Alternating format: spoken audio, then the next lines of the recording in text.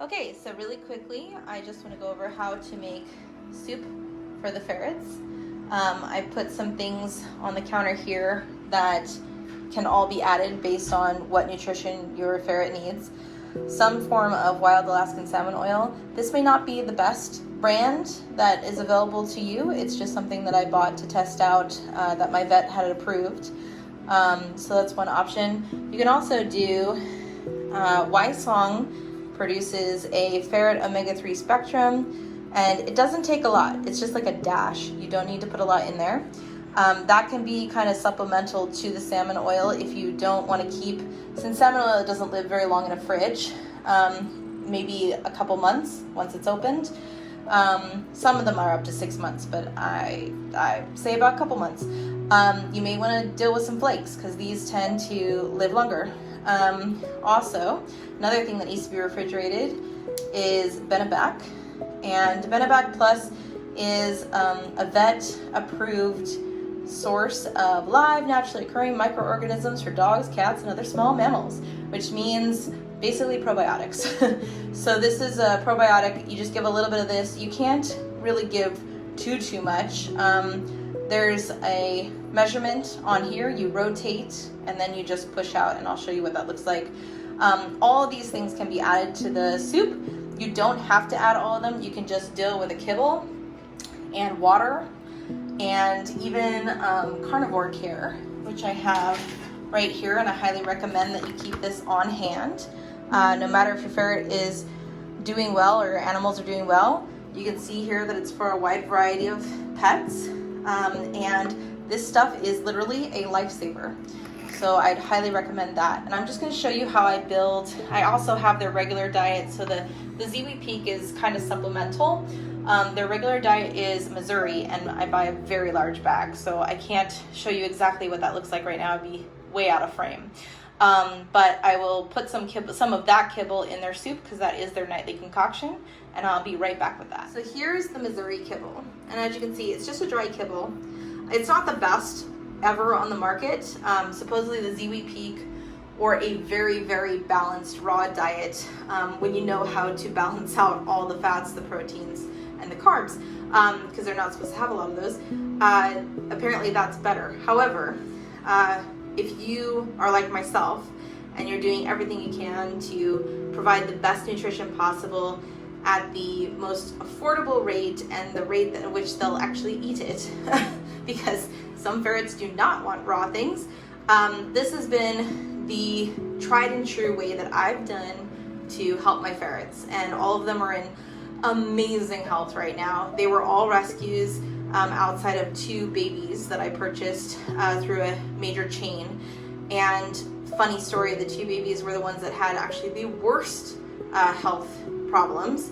And so through the process of research and dealing with vets and nutritionists and all this other stuff, and talking with very well researched leaders in the ferret community, this has been the solution to my problem. So I also use, I don't know if you have a Trader Joe's near you, but I also use Trader Joe's Pure New Zealand Artisan Water. Now, we drink this at home. We stock up a ton of this because tap water scares me. I have actually thrown up tap water in the past. So I just, to save myself the headache and hassle, just do bottled water. And I also do that for my ferrets. And so that helps control what they're taking in on a daily basis. So I kind of rule out potential chemistry and problems from tap water. But obviously do whatever you want to do. The other thing that you can do is I have a kettle, and my kettle is set, let's see if you can see this.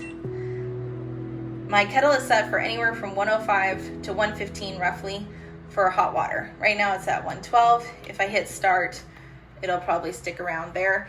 And what I do is I start with some hot water, not too hot, but like hot enough, warm enough to bring the kibble to soft. We'll go ahead and cancel that because it's pretty warm enough. We don't need the noise. But basically, just warm enough. It's not even too steamy.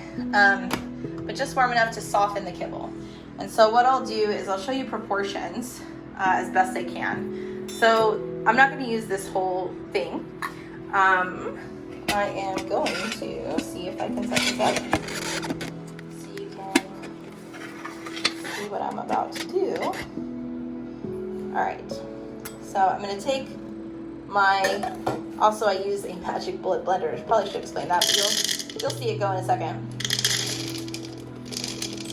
Forgive my mess. I'm going to take it to right about there, so it's actually half of the container. And you can see that it's not too much kibble, but this is more than enough when you're doing an open feed. This is more than enough for my 9 ferrets. So this plus the other things I'm about to put in will be more than enough nutrition for their day. So the next thing I'll do is I'll add in, let's see if you can see this. I will add in just 2 of these little bars on the side here. Just 2 of those little bars to their food, to this blend, to give them just a little boost of nutrition. So it's not going to be a ton. You can kind of see this maybe going in there, just a little, just enough to add. I mean, they would eat this out of the tube, honestly, but it's just easier when you throw it in the food. It just tastes nice. It is interesting. It diversifies the flavor, helps them want to eat the soup more.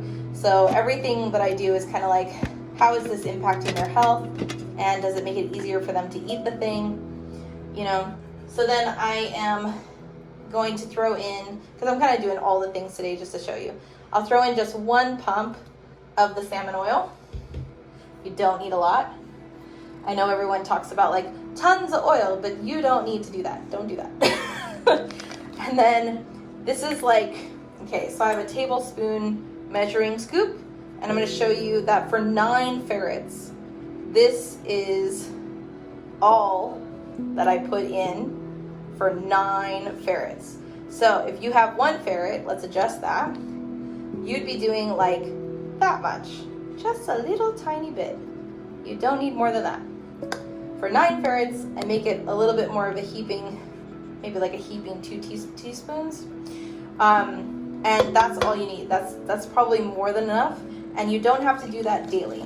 You can do that every other day. You can do that 3 times a week.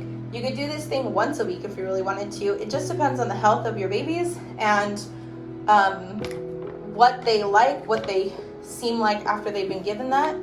Because you want to make sure that they're still moving around enough, that they're getting enough exercise, that they're feeling good. If they look slow and sluggish, you're doing too much. So next up, we have the Carnivore Care. And as soon as I can open this, I'll show you how much I put in for 9 ferrets.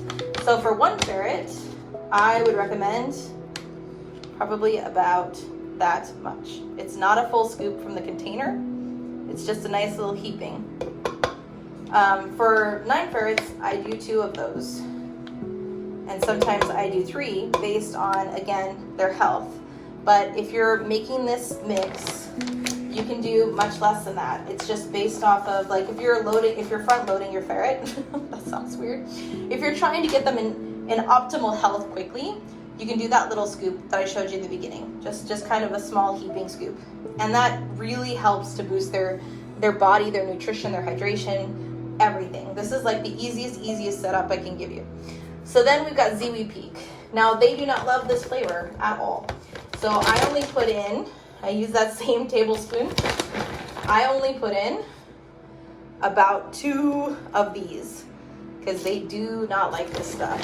And this is actually a really good food formula, which is so sad that they don't like it. So I have to hide it, mask it with all these other flavors that they actually like. So when I add the bone broth, which I don't have any right now, bummer, the ferrets are in love with whatever is in here. If I don't add the bone broth, I have to be really careful about the combination, because if I make it, they don't necessarily eat it if it doesn't taste the way they want it to taste. So this container is, I think this is my 16 or 20 ounce container. And so what I'll do is I'll blend this really, really well until it's super smooth. So let's add the hot water. And this is, by the way, too hot of a temperature to feed your ferrets directly. it is way too hot. So even at 110 or 115, it's just too hot. It's basically like the hottest cup of coffee. So what I'm gonna do is just use that to soften the food quickly and make sure that everything mixes well, because hot water. And then after I'm done blending on the bullet blender, I am going to pour out the amount for each ferret and add cold water so that it brings the temperature down to room temp or slightly above room temp. And I'll show you what that looks like in. Okay, it takes about 60 solid seconds to blend it to super smooth. So you can see there's not a lot of chunking. There's some sediment, but it's pretty fluid. And that's the first round of what I just took. I mean, I just put ingredients in, put warm water in. You see I can hold it. The water isn't, again, it's not too hot, but it's hotter than the ferrets would be able to eat. And so, yeah, looks pretty good. So let's add some cold water. And also I want to recommend that you invest in some dental stainless steel plates. They're super cheap. I think maybe like $3 to $5 a piece at the most, probably more like $3 a piece. Then invest in something that's a little more spendy. I think these are $10 or $12 a piece. And these are actually stainless steel, I think double layer toaster oven baking sheets. And these work so amazing for soup. I can't even tell you, cannot tell you how awesome these are. But you can see they're not that big, but they're big for serving several ferrets at a time, and the ferrets really love eating out of this. And same with this one. This is for one ferret at a time. It's not as heavy, so it's really wobbly and easy to spill when you're carrying it somewhere. So I always put it in the cage first, or wherever the ferrets are eating, and then I fill it up once it's set on a flat surface. This one I can carry without spilling as much, but also I like to set it down on a flat surface first. So now let's take off the blender top. See? And we're gonna add some water. We're just gonna add some cold water. This is pretty cold straight out of the bottle because I keep it in my garage. But if you don't keep it in the garage, you can, oops. If you don't keep it in the garage, you can also keep it in your refrigerator. Or keep it somewhere cold around the house. All right. Now, I could add even more water if I want, but this looks pretty good for the 9 guys. And if there's a lot of sediment, I'll just come back and add more water later, and then it'll help them eat it. So I'm gonna show you what it looks like to serve my babies.